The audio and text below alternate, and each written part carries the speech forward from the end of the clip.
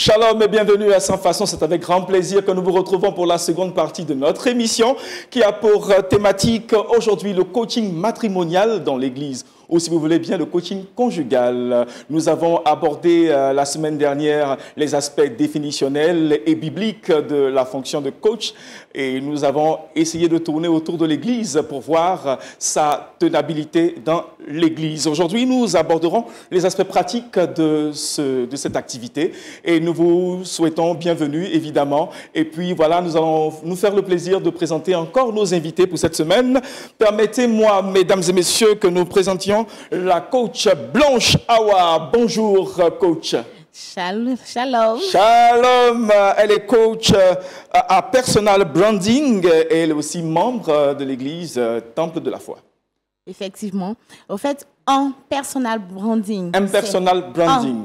Ça, c'est une spécialité du coaching. Autant pour moi, autant pour moi. À côté donc de la servante de Dieu, du coach Blanche Awa, nous avons notre pasteur, le pasteur Atangba Lawrence Yao. Bonjour à vous, pasteur. Shalom, frère Wadi. Très heureux de vous retrouver encore cette semaine.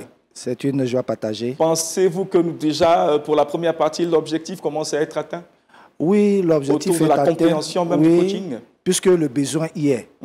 Donc, l'objectif, c'est que les gens puissent s'orienter vers les personnes appropriées pour trouver solution à leurs problèmes. Amen, amen. Et nous allons allègrement poursuivre notre présentation par le pasteur Hugues Okbo de l'église AEC. AEC signifie quoi déjà? AEC signifie Alliance de l'Église évangélique charismatique internationale. Et vous exercez du côté de Dabou, à combien de kilomètres d'Abidjan? Je ne maîtrise pas bien. 46 km d'Abidjan, 46 km d'Abidjan pratiquement. Et nous sommes heureux de vous retrouver sur notre plateau pour cette semaine. Okay. Déjà, vos impressions la semaine dernière? Ça a été un très bon débat. J'ai apprécié les interventions des uns et des autres et je pense qu'on continuera dans ce sens. Et nous terminons avec la servante de Dieu, prophétesse Estelle Zokou, qui est leader de la mission évangélique La Race des Vainqueurs. Vous avez la niaque ce matin, je crois. Bonjour, Monsieur Madi. Que l'Éternel vous bénisse. Amen. Voilà, et puis vos impressions rapidement pour ce qui concerne l'édition de la semaine passée? J'ai pris plaisir à être sur le plateau la semaine passée. J'ai entendu des choses qui m'ont édifié, qui m'ont vraiment fait beaucoup de bien. Et j'espère qu'aujourd'hui, on ne va pas s'ennuyer. Ça va bien se passer. Et puis, rappelons que vous êtes coach. Par la grâce de Dieu. Coach matrimonial ou coach dans l'ensemble? Coach de vie. Coach de vie. Oui. Autant pour nous. Alors, mesdames et messieurs, le plateau est donc présenté. Nous allons y aller tout de suite en abordant les aspects, l'implication du coaching dans l'Église. Amen. Amen. Mesdames et messieurs, alors, chers serviteurs de Dieu, je veux m'adresser particulièrement aux coachs aujourd'hui. Ceux qui ont fait la formation de coach, je crois que le pasteur aussi a fait une formation de coach. Depuis combien d'années vous êtes coach dans l'Église ou coach en général? D'abord, coach en général. Depuis combien d'années? Depuis 2019. Depuis 2019. Ouais. Prophétesse? Bientôt 2 ans. 2 ans. Ouais. Donc, c'est une vocation qui est récente, hein, je crois. 2019, 2 ans, pasteur? 2019, mais c'est à partir de 2019 que j'ai eu le diplôme. Mais la formation a fait 3 ans en arrière, donc ça fait environ 8 ans que j'ai fait l'accompagnement. Super. Bon, alors, je ne demanderai pas au pasteur Okbo. Je suis pasteur. D'accord. La question maintenant qui va suivre. Qu'est-ce qui vous a poussé à faire une telle formation? Pourquoi ne pas vous concentrer, vous pencher peut-être vers le service de Dieu en plein temps et vous vous êtes acheminé vers le coaching? D'abord, moi, dans mon cas, j'ai été servante de Dieu. Et je suis toujours servante de Dieu. Mais j'ai ressenti l'appel autrement. J'ai ressenti en moi le besoin de vouloir aider les personnes, mais dans l'ombre. Et j'étais allée dans le métier de coaching pour guérir moi-même de mes blessures. Et en allant être guérie, j'ai découvert que c'était une discipline qui pouvait aider les personnes autour de soi. Donc, quand j'ai fini ma formation, j'ai fini moi-même de me faire coacher, j'ai dit, cette grâce-là, il faut que je la partage autour de moi. Et c'est là que, étant avant prophétesse, aux côtés d'un serviteur de Dieu, tant bien même que notre relation n'a pas abouti, il y a eu des difficultés, j'ai continué en tant que coach. Et j'ai embrassé ce métier-là avec amour et je m'y plais, je suis épanouie là-dedans. Bon, surtout que c'est rémunérateur aussi. Hein.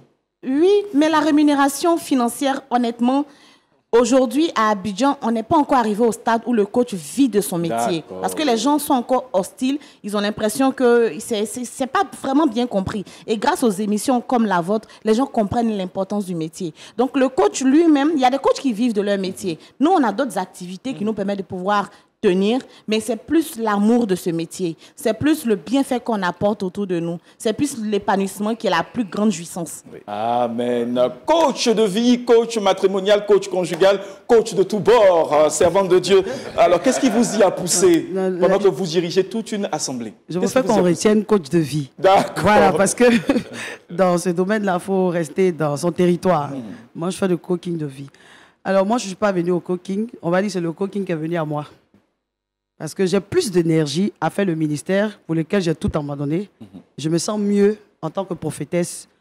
Mais il faut dire que le coaching, ce n'est que, je crois, il y a 1 an ou 2, que j'avais commencé à donner des conseils aux personnes sur les réseaux sociaux. J'avais commencé à intervenir dans la vie de certaines personnes qui ne sont pas forcément chrétiennes et qui ont été guéries.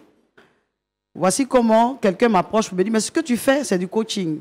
Et je me suis dit, ben, il faut que je parte pour me faire former pour que la chose soit correcte. Parce que je ne savais pas que je faisais du coaching, puisque je donnais aussi des outils que des coachs donnaient pour des solutions, mais je ne savais pas que c'était du coaching. Et vous avez des témoignages probants? Par la grâce de Dieu. Des gens m'écrivent de tous bords pour me dire, voilà. Et il y en a qui disent même, quand on t'entend parler avec les conseils que tu donnes, tu dois avoir un appel de Dieu sur ta vie. Et moi, ça m'amuse. Et je leur dis, je suis prophétesse. Il dit, on savait. Parce que quand tu parles, on a l'impression qu'il y a quelque chose d'autre qui accompagne ce que tu dis. Donc, je ne viens pas tout de suite avec la casquette de prophétesse. Les églises vous sollicitent? Par la grâce de Dieu. D'accord. Pasteur Atonga, Oui. que l'Éternel vous bénisse. Amen. Qu'est-ce qui vous a poussé à aller accroître votre formation en coaching? Le bienfait de l'accompagnement. Voir les personnes épanouies. Il n'y a rien de tel. Mais votre ministère, déjà, est épanouissant pour le peuple de Dieu. Oui, bon, comme c'est moi-même, je ne peux pas trop parler. Mais c'est l'exemple d'un médecin qui se trouve en ville et puis qui est interpellé par un monsieur. Est-ce que vous me reconnaissez? Je ne vois pas trop. Il dit, c'est moi que vous avez opéré la dernière fois.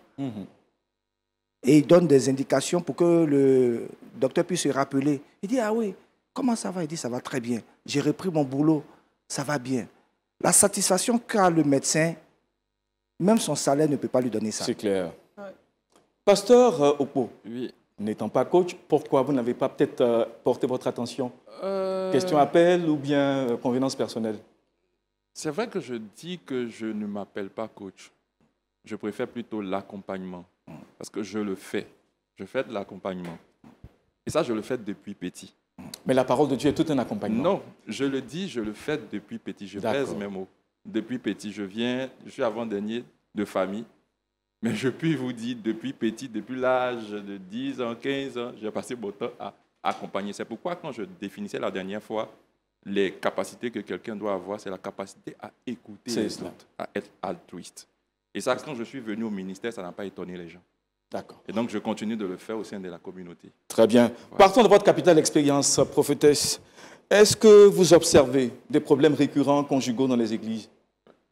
À tout moment, je dirais.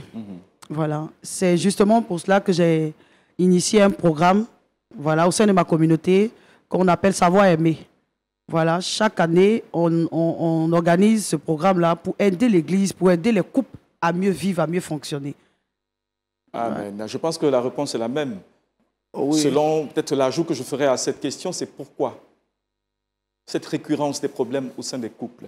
Je l'ai dit dans l'émission précédente la semaine dernière, le problème réside dans la guérison de la personne elle-même. Voilà. Si vous n'êtes pas en paix avec vous-même, vous ne pouvez pas être en paix avec les autres. Donc, le problème que nous constatons aujourd'hui, ce sont des personnes qui ont accepté Jésus-Christ, mais qui n'ont pas affronté leur passé et qui traînent encore leur héritage, qui traînent encore leur douleur, leur peur, leur frustration. Et quand ils sont en couple, ils ont des interdits. Madame ne doit pas faire ceci, ne doit pas faire cela, ne doit pas faire ceci. La dame aussi, elle est méfiante, tout ça, à cause du passé. Mais lorsque vous affrontez le passé avec excusez-moi du terme, un coach, c'est-à-dire quelqu'un, un praticien de la relation d'aide qui vous donne les outils, mais vous êtes épanoui. Vous êtes épanoui et le couple réussit. Donc le problème véritable, c'est amener les personnes à se découvrir, à passer à l'étape de l'acceptation de soi et de l'estime de soi retrouvée. Et comme ça, vous êtes équilibré. Amen. Voilà. Très bien, ça sera donc la même chose pratiquement? D'accord. Ce que je veux préciser, c'est que nous savons tous en tant que chrétiens que c'est ton compagnon qui vit avec toi, qui atteste réellement de ta véritable conversion.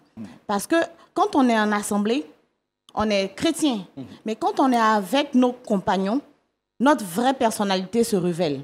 Et très souvent, on peut avoir accepté Christ, mais notre personnalité est l'héritage de nos parents, l'héritage de notre éducation. Et sur ce côté-là, vu qu'on court vers l'Église pour trouver la paix, pour rencontrer Christ, c'est parce qu'on nous a poursuivis quelque part qu'on court vers l'Église. Et très souvent, ce qui nous a poursuivis là nous rattrape dans notre vie conjugale. Et ce qui fait que la plupart des chrétiens ont beaucoup de problèmes de couple. Parce que c'est vrai, ils ont accepté Christ, mais ce sont des personnes blessées qui se rencontrent. Or, deux personnes blessées, si elles n'ont pas guéri de leurs blessures, vont s'entre-déchirer. Alors, pasteur Okbo, de façon pratique, comment vous accompagnez les fidèles dans votre église, dans votre communauté? Je vais revenir sur la question précédente. Sur la question précédente, d'accord, il n'y a pas de souci. Pour apporter un ajout. Pour moi, je vois cette tendance à faire le coaching, surtout dans l'église, de façon, si je peux le dire, culturelle, ou bien de façon contextuelle. D'accord. Des années en arrière, ce n'est pas qu'il n'y avait pas de problème de couple, mais aujourd'hui, avec tout ce qu'on comprend, mondialisation, tous ces thèmes-là, on a tendance à transporter ce qui est de l'Occident. Et aujourd'hui, les gens sont devenus un peu plus individualistes. Même dans nos communautés, l'Église a copié des choses et qui a brisé nos systèmes dans nos cultures, nos valeurs. Vous comprenez avec moi que parfois, dans nos traditions, il y avait des moments où on préparait des personnes avant de se marier. C'était des rites. On a jeté les rites. C'est vrai, il y avait du fétichisme dedans, mais il y avait aussi le bon côté des rites où on donnait des conseils. Quand l'Église est venue récupérer ces choses, l'Église n'a pas songé à rattraper ça. Et parfois, on a des personnes qui sont en quête d'identité, qui se retrouvent dans des couples. Et d'où la nécessité du coaching, d'où la nécessité d'accompagnement. Super. Alors, pour répondre à la question, comment, de façon pratique, accompagnez-vous vos fidèles? De façon pratique, je vais m'efforcer à, je ne sais pas comment je dis. Étant pasteur, comme j'ai l'habitude de dire, étant pasteur, mon outil de base, d'abord, c'est la parole de Dieu. Amen. Étant pasteur, c'est la parole de Dieu. Après, ce sont des échanges, comme ce sont des temps d'échange, et ce sont des temps de questionnement. Et après, peut-être des orientations qu'on peut donner en tant que conseiller, en tant qu'accompagnateur, pour amener la personne à se connaître soi-même, pour amener la personne à retrouver en elle la force pour pouvoir atteindre le but. Je peux le dire comme ça. Merci beaucoup, pasteur. De façon concrète, pasteur Lawrence Yao, comment accompagnez-vous vos fidèles? Oui, intervenir en faveur de quelqu'un qui éprouve le besoin de se dire. Quand quelqu'un vient vers vous, c'est pour parler. Oui. Donc, de façon concrète, c'est l'écoute. L'écoute fait 90% de la guérison de la personne. Quand elle vient, elle est remplie, elle est pleine de douleur, de frustration, de colère. Vous l'écoutez. Elle se raconte jusqu'à 40, 50 minutes, voire 1 heure de temps. Vous l'écoutez sans interrompre. Quand elle finit de parler, vous dites ce que vous avez à dire sur la base des clés que vous avez, la rassurer qu'elle peut s'en sortir. Et à la fin, quand vous lui demandez comment vous vous sentez, je me sens mieux. Donc le coaching, c'est guérir les mots avec les mots, c'est-à-dire M-A-U-X avec M-O-T-S. Prophétesse, avez-vous recours à la prière quand vous coachez des fidèles? Parce qu'on a l'impression que dans les clés, je n'ai pas vu l'aspect... La prière, la parole de Dieu, c'est la base. Ça va de facto. Oui, donc moi je me dis qu'on ne peut pas citer des choses qui existent déjà. Oui. Voilà, c'est la base. Nous parlons de coaching chrétien. Pour ma part, quand je reçois des fidèles qui viennent pour un accompagnement, j'essaie de redéfinir, voilà, ce que j'appelle savoir aimer. Voilà, j'essaie de redéfinir avec eux ce que savoir aimer peut comporter. Voilà. Et ensuite, je les soumets à ce qu'on appelle une clé qu'on utilise en coaching. Je ne peux pas dévoiler cette clé sur le plateau. Non, moi, je ne dévoile pas mes clés sur le plateau. Donc, quand ça se passe comme ça, eux-mêmes, ils arrivent à identifier leurs lacunes et après, on se donne des rendez-vous pour prier et tout ça. C'est comme ça que moi, je procède. Pasteur, la coach Blanche, autant pour moi. D'accord. En général, les séances se font sur rendez-vous. Et quand la personne arrive, on a un rituel en tant que coach, on appelle ça le silence. En général, on pratique le silence qui est un moment d'introspection. C'est vrai que la personne vient charger, mais si tu la prends comme ça, elle va se décharger. Le petit moment de silence que c'est-à-dire pendant le rangement, pendant l'observation, 5-10 minutes subtiles permet à la personne de se recentrer et de parler de façon chronologique de sa situation. Et vu que le coaching, il y a une procédure obligatoire, on suit cette procédure-là, pas à pas, sans courir. Une séance de coaching, si ça dure 1h30, même si on est resté sur une seule phrase, que la personne a compris réellement l'importance de cette phrase-là dans sa vie, c'est l'essentiel. On ne court pas pour dire il faut qu'on se voit 10 fois ou bien il faut qu'on se voit tous les jours. Une seule séance peut bouleverser la vie d'une personne en coaching. On parle certes de fidèles, mais si on restreint l'entonnoir pour aboutir au couple, comment ça va se passer? À quel moment intervenez-vous dans les couples? Puisqu'on parle de coaching matrimonial. Est-ce avant le mariage, donc pendant les fiançailles, ou avant les fiançailles? Moi, je traite... Est-ce après? À quel moment vous intervenez? Moi, je traite la question des couples malades.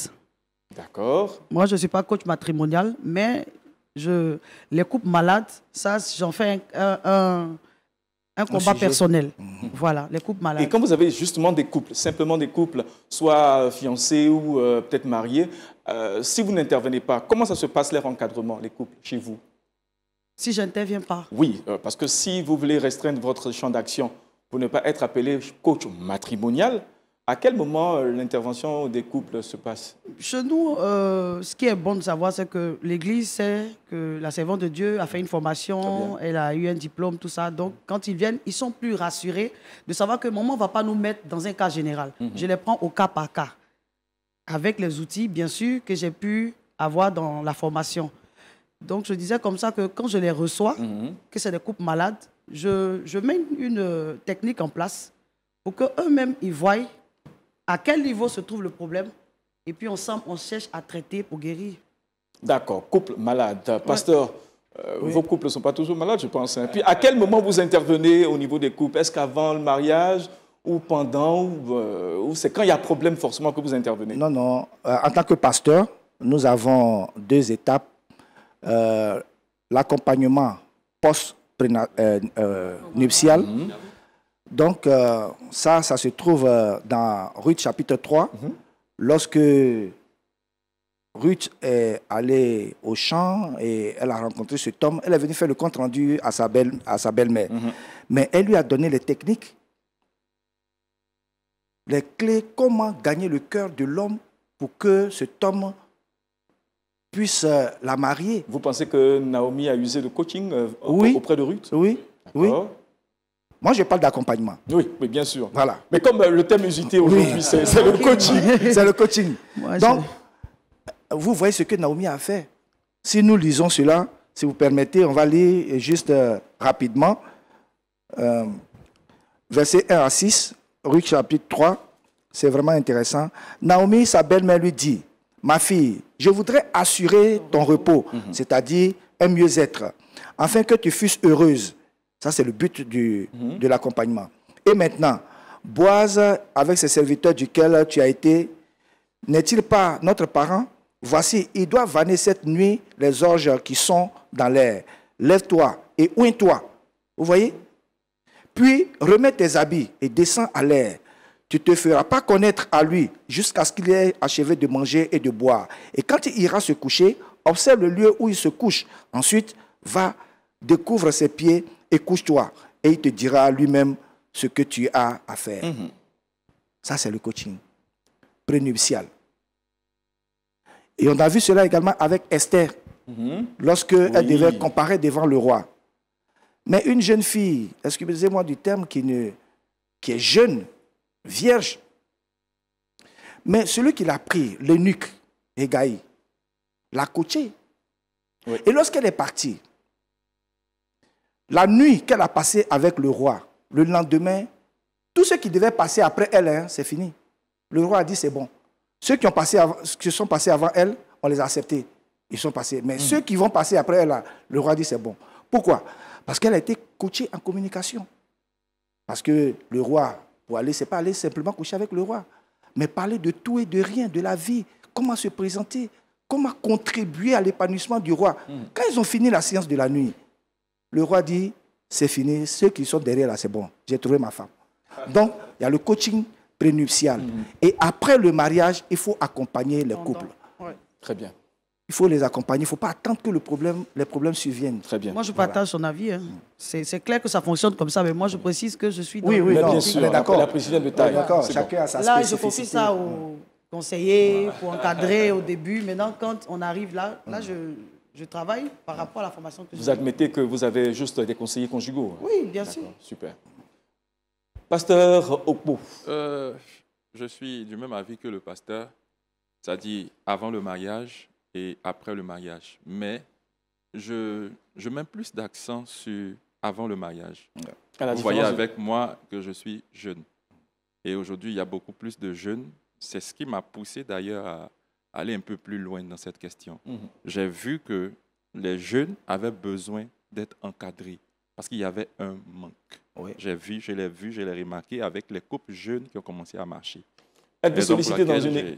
J'ai commencé à mettre plus d'accent à préparer les jeunes. Super. Voilà.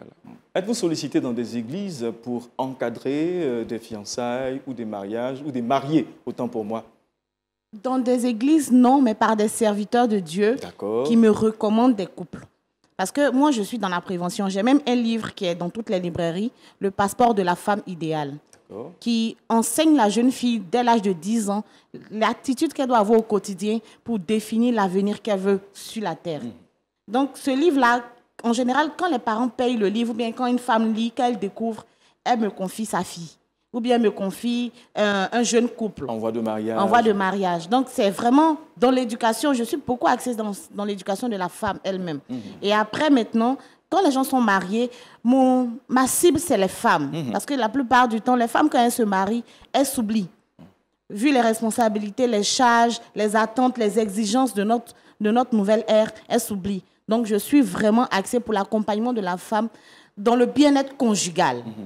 Et si il s'avère qu'il y a eu des couples où les deux avaient des problèmes, mais c'est que la femme que j'ai accompagnée et ça a apporté un plus, plusieurs fois. Rares sont les fois où je parle à l'homme.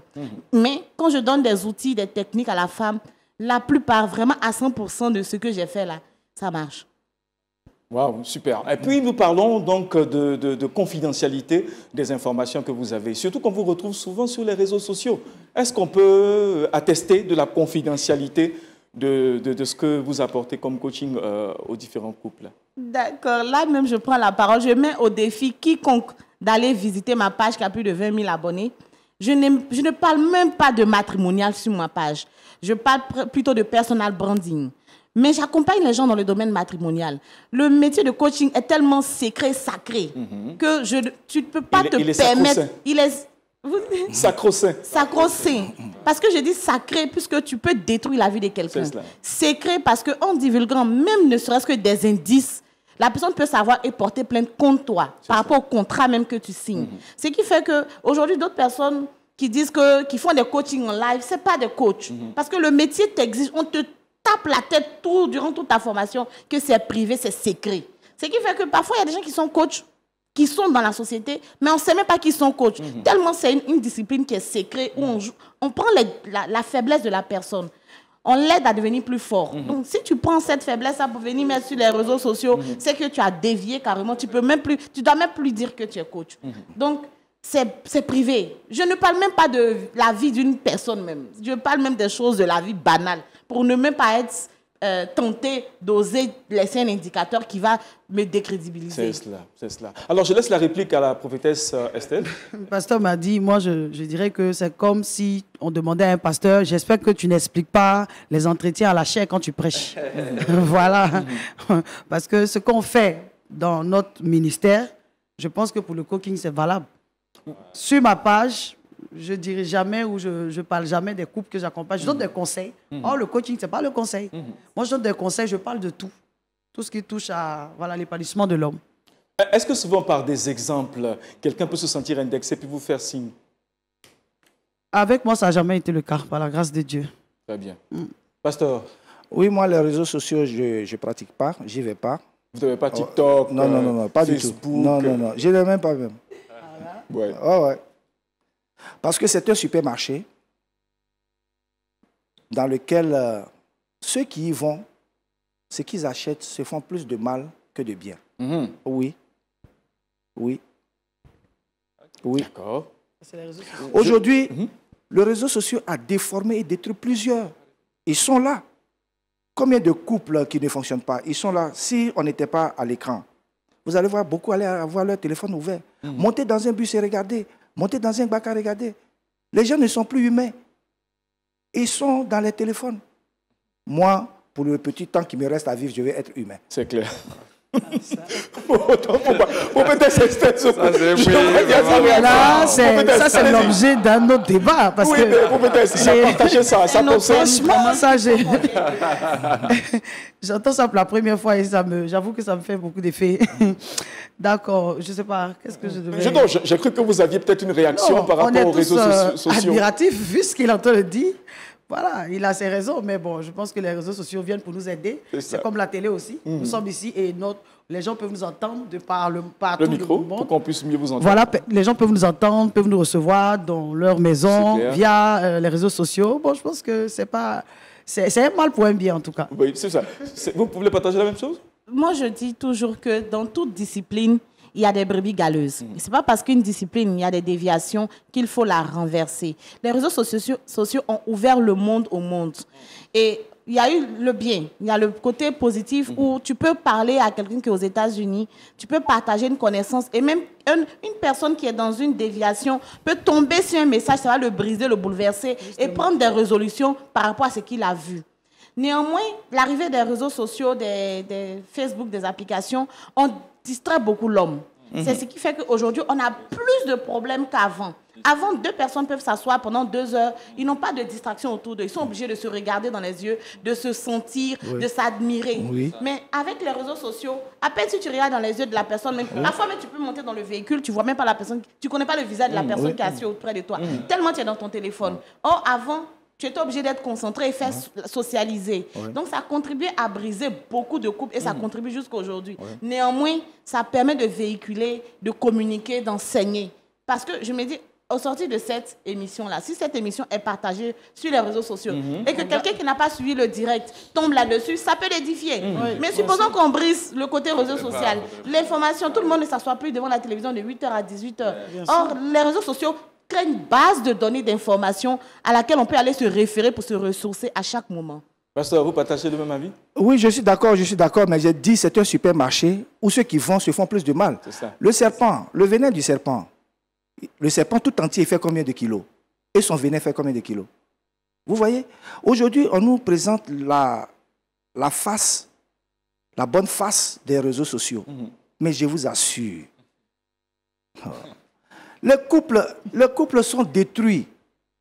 Vous rentrez à la maison, monsieur est sur son téléphone, madame est sur son téléphone, les enfants sont sur leur téléphone. Et il y a un foisonnement de coach. Il y a un foisonnement de coach. Vraiment. Et souvent, il y a des brebis galeuses, comme elle a si bien dit. Comment faire la différence? C'est difficile. Parce que tout le monde a raison et tout le monde parle bien. Mais souvent, comme il a dit, il y a le venin. La Bible a été claire. On reconnaîtra l'arbre par ses fruits. Très bien. Et si jamais tu t'assois devant un écran et tu tombes sur une page qui enlève tes valeurs morales ou bien qui te dérange moralement, tu fais ce petit clic, tu cours, tu sors. À la seconde, on n'a pas besoin de venir te dire que ce n'est pas quelque chose qui va te permettre de grandir. Dès que tu constates que quelque chose de vulgaire sort, ce n'est pas l'éducation que tes parents t'ont transmise, tu sors automatiquement du profil, tu te désabonnes, tu bloques même la personne s'il le faut. Parfois, c'est l'homme lui-même qui va vers ce breuvage-là qui le détruit. Donc, il y a l'être humain lui-même qui doit comprendre que c'est un supermarché, mais je peux aller m'abreuver. Moi, j'écoute des enseignements tout au long de ma journée, grâce aux réseaux sociaux, grâce à des vidéos qui sont sur le net, sur YouTube. S'il n'y avait pas ça, parfois, tu n'as pas le temps d'aller toujours vu les embouteillages, mais tu écoutes les enseignements qui sont gardés et tu t'abreuves. Pasteur Beau. Monsieur m'a dit, moi, je pense qu'il ne faut pas être fermé, il ne faut pas être bloqué. Déjà, moi, je n'utilise pas trop les réseaux sociaux. C'est personnel. Voilà. Mais convenance personnelle. Voilà. Je n'utilise pas trop les réseaux sociaux. Parfois, même WhatsApp, à peine je partage des choses. Ça, c'est personnel. Parce que je passe plus de temps à faire autre chose. Voilà. N'empêche que j'utilise par moment. Et je pense que c'est important pour nous, en tant que chrétiens, églises, les coachs qui ont de bonnes valeurs, d'aller aussi sur les réseaux sociaux pour permettre à des personnes de s'exposer aux bons exemples, aux bonnes personnes. Parce que la nature a horreur du vide. Nos chrétiens, là, ils vont là-bas. Je partage entièrement la vie du pasteur. Une chose est claire. Ce n'est pas parce que tu détestes ou tu méprises quelque chose que les fidèles ou les personnes que tu encadres spirituellement ne vont pas aller vers cette chose-là. C'est clair. Donc, il faut que tu arrives là-bas pour que tu leur montres le bon exemple. C'est pour cela que les réseaux sociaux ne doivent pas être des choses qu'on peut mettre à l'écart pour dire que ça emmène la distraction et toutes ces choses. Bon, après, les avis sont partagés, chacun a son avis et nous respectons. Mais la cible, en réalité, quand vous vous mettez sur les réseaux sociaux, est-ce que ça ne vous fait pas dévoyer de la mission du Seigneur? La Bible dit qu'on ne donne pas les choses saintes au porceau. Donc, quand vous ventilez votre formation, tout ce que Dieu vous a donné à tout le monde, est-ce que ce serait la meilleure façon de faire? Il y a plus de joie à donner qu'à recevoir. Hein. Je m'a dit, moi je pense que en tant que pasteur et en tant que chrétien, enfant de Dieu, on a pour ministère d'abord d'annoncer l'évangile. Et dans ce ministère, on a dit, Paul dit, on a le ministère de la réconciliation. Oui. Et la réconciliation, on l'apporte à qui? Au monde. Si je pense que le Seigneur m'a emmené vers le monde, ce n'est pas l'Église seulement qui doit bénéficier de cette grâce. C'est clair. Pasteur? Oui, mais là, on ne va pas faire notre débat. Moi, foncièrement, je suis conservateur. Oui, je suis conservateur. Oui, je suis conservateur. Mais je voudrais dire que si nous voulons gagner le monde, dans cette forme, j'ai fait une formation sur l'évangélisation aussi, vous ne pouvez pas gagner le monde en masse. Il faut aller du corps à corps. Corps à corps. Vous allez chez quelqu'un, vous sympathisez avec lui, vous causez avec lui. Après, lorsque l'amitié est tissée, vous lui présentez Jésus. Mais si vous dites sur les réseaux sociaux, Jésus t'aime, c'est vrai. Mais s'il est converti, il te trouve où même pour l'encadrer? Bref. Je peux partager un exemple. Partagez-le rapidement, votre exemple. Récemment, moi, ma femme est beaucoup plus réseaux sociaux. Moi, je ne suis pas, comme j'ai dit. Récemment, ma femme est partie sur les Facebook. Elle a vu une page, j'étais le nom. Elle a vu une page où on peut partager son témoignage. Et tout.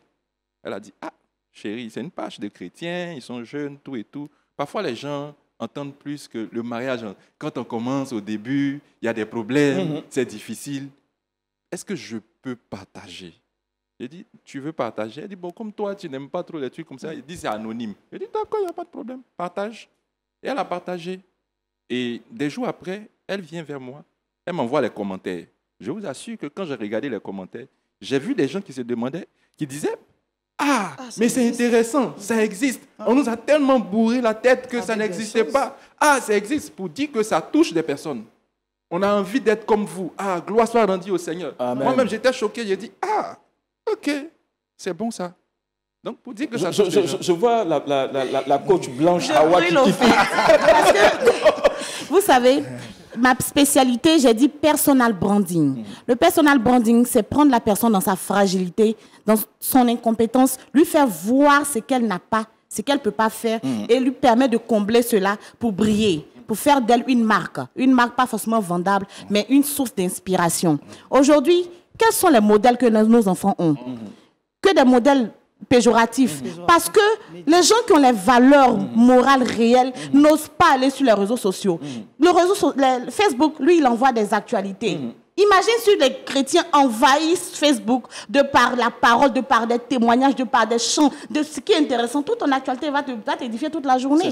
Mais si, au contraire, les chrétiens restent dans leur Bible, dans leur chambre, dans leur salle, dans leur petit coin, et que ceux-là même qui prodiguent n'importe quoi envahissent les réseaux sociaux, il y a de quoi ce que les réseaux sociaux deviennent dangereux. Nous qui avons la parole, nous à qui on nous a dit allez par toutes les nations. Qu'est-ce qu'on fait de cet envoi-là? Si on reste cantonné derrière notre confort et que derrière les écrans, les réseaux sociaux, c'est d'autres personnes qu'on n'a pas envoyées qui sont stars là-bas.